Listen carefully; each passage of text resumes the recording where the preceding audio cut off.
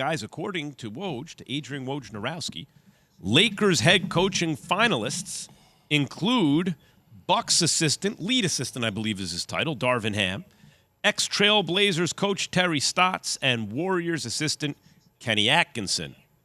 Lakers tried to interview Juwan Howard, and he declined. He's coaching his two sons, Jason Jett, in Ann Arbor.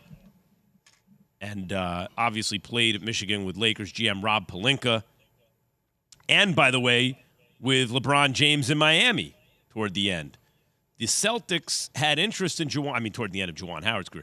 The Celtics had interest in Juwan Howard a year ago. The Celtics did, before eventually hiring Ime Udoka, which I'd say so far has worked out pretty well. Jay, who's the best person for the Lakers job? I would say it's Darvin Ham. I've known Darvin for a long time. He coached with the Lakers, went down to Atlanta, coached with Coach Budenholzer, came up, has worked with the bigs in Milwaukee. He is a leader of men. He is somebody that isn't afraid to say what needs to be said when it needs to be said, and it doesn't matter who you are. He has a presence about him. I know that because within the basketball community, but the interesting thing for the Lakers job is you had guys like, where people think that it's going to be Doc Rivers. Obviously, he's located in Philly. Were there rumors circulating around Quinn Snyder, who's the head coach of the Utah Jazz? He allegedly has said he's not really interested. Juwan Howard, obviously his kids at Michigan coaching there, not interested. But what I've been hearing around the league is there's been a lot of hesitancy around the job due to a lot of the chaos that goes along within the front office. And so, look, I think it's one of these situations for Darvin. It will be the right job for him because he needs a job, and that's a legit opportunity to coach LeBron James, AD, and Russell Westbrook as they try to figure out what that personnel and what that roster looks like. But that's one hell of a job to have as your first job. Well, here's what I would say. It's a good job for Darvin Ham. I think he's the best fit for the job out of all of them. Familiarity with the organization is a plus. I think that goes a long ways. But there's this notion that the Laker job is a poison pill and nobody wants it. And now they have to go to the B list.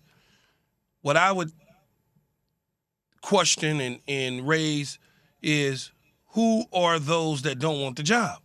We mentioned Juwan Howard. Well, Juwan Howard's not going to leave his two sons at Michigan to be coached by somebody else. That's the reason they went to Michigan.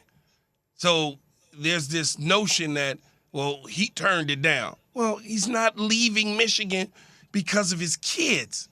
And he went to Michigan. Dad, you recruited us. So I'm sorry. Yeah, I know this happens sometimes in college sports. Come on now. Seriously. How does that look, Jay, when your son goes to North Carolina State and the North Carolina State coach leaves and goes to take a job at another school? You'll be like, Dad, you sat in our living room and sold us a dream.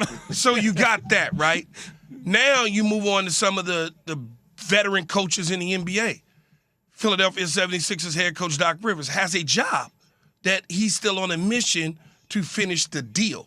If he was let go like many predicted, including myself, then that job probably would have been very appetizing to him.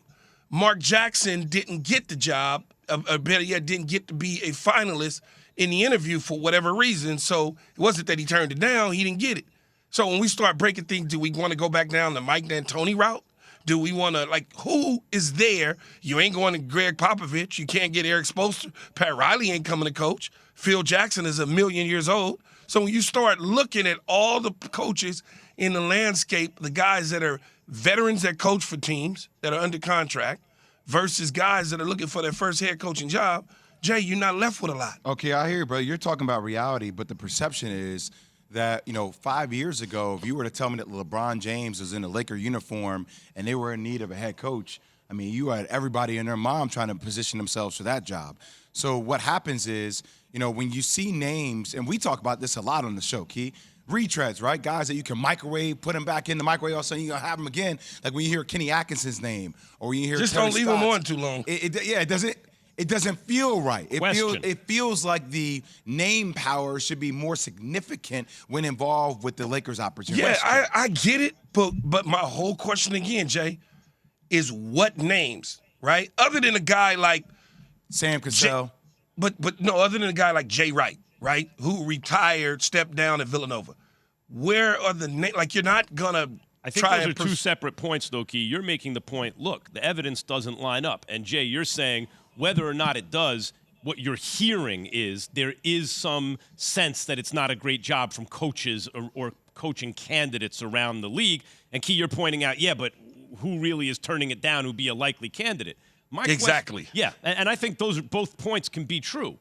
My question is... Let me ask you this real question before you go, Max. Go ahead. Would you turn it down, Jay? Well, I'm different, though, Key. I'm saying first-time guy, they come to you. Don't think about the money. Just think about coaching opportunity for a team like the Lakers organization. Would you turn it down? For my first job, that would be a really tough decision. Here's the question. I wouldn't just yes or no. No, I wouldn't just run to it. Okay. Go ahead, Max. I would have to legitimately think about it. Okay. I would say this. We can pick it up later. But here's my question. I'll leave it open. Toward the end of Kobe's career, the Lakers were having a hard time giving their money away. But that's because Kobe was ball dominant and not quite what he used to be. But young stars knew, oh, damn, I'm going to Kobe's team. That's going to be a lot, and we might not win. Is some of the hesitance about the job, hesitancy, that LeBron is now at that point in his career? It's harder to win with him. They didn't make the play-in this year. I know he's been hurt a lot, but that's part of it, right? Thanks for watching ESPN on YouTube. For live streaming sports and premium content, subscribe to ESPN+.